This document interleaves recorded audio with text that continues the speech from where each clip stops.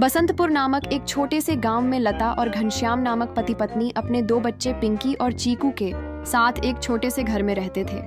घनश्याम सेठ धनीराम के यहाँ खेतों में मजदूरी का काम करता था और लता गांव के एक बंगले में खाना और साफ सफाई का काम करती थी।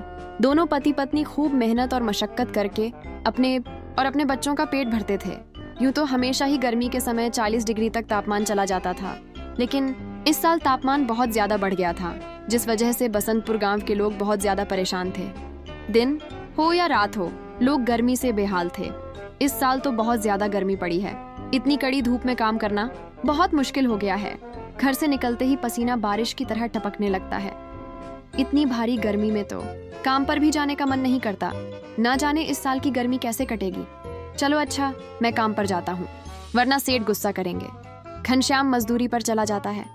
पिंकी और एक सरकारी स्कूल में पढ़ते थे। लता पिंकी और को स्कूल छोड़कर काम पर चली जाती है। उस बंगले में मालकिन हेमलता और मालिक रामचंद्र अपने 2 बच्चे टीना और शिवम के साथ रहते थे। अरे लता, आ गई तू। अब चल, जल्दी से सारे काम निपटा लो। पता है ना शिवम कि बर्थडे पार्टी है तो सारे काम 400 बजे से पहले ही हो जाने चाहिए। और हाँ, इसके बाद तुम घर सजाने में भी मेरी मदद करोगी। ठीक है मालकिन, मैं पहले जाकर घर के सारे काम निपटा लेती हूँ। इसके बाद घर को सजाने में मैं आपकी मदद करूंगी। ऐसे लता घर के सारे काम करने के बाद हेमलता की घर को सजाने में मदद करती है। हेमलता और लता मिलकर पूरे घर को अच्छी तरह से सजा देते हैं।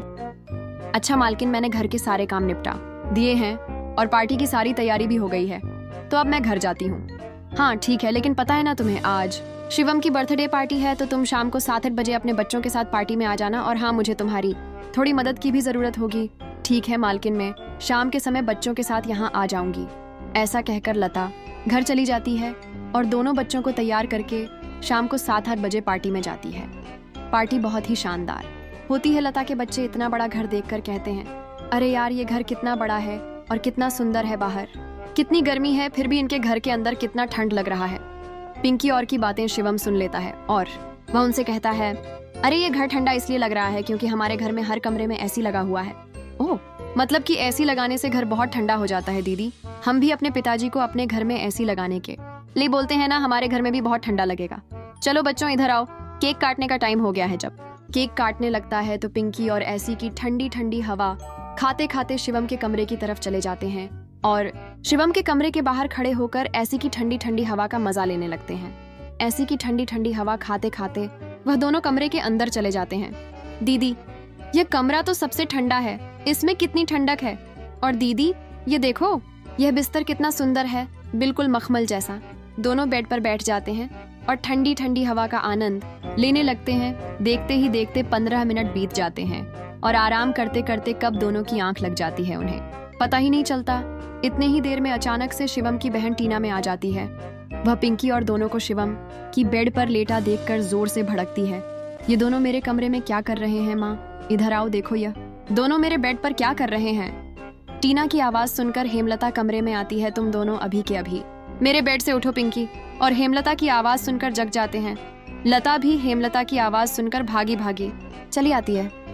क्या हुआ मालकिन, आपकी बहुत जोर से नीचे आवाज आ रही थी। क्या हुआ, ये पूछ, क्या नहीं हुआ?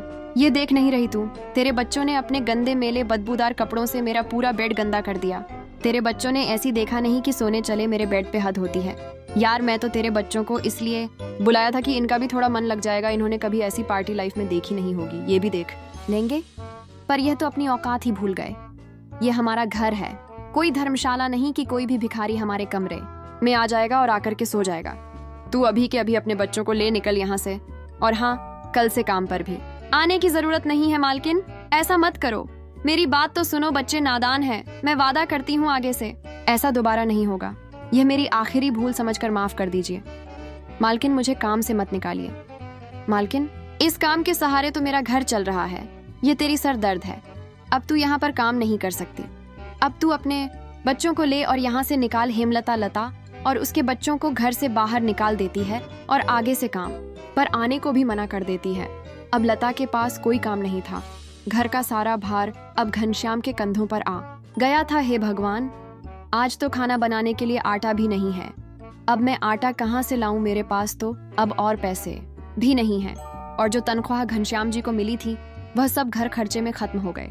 मेरा क्या है, मैं तो पानी पीकर भी सो जाऊंगी, पर बच्चों को क्या, भूखे पेट इन्हें नींद कैसे आएगी। संगीत, आ गए आप घर में। राशन खत्म हो गया है, आज खाने में कुछ नहीं बना है। कोई बात नहीं, खाना आज मैं अपने साथ लेकर आया हूँ सेठ जी के यहाँ पर। आज दावत थी तो उन्होंने कुछ खाना बच्चों के लिए भी भिजवा दिया है। ऐसे उस रात तो वह सभी खाना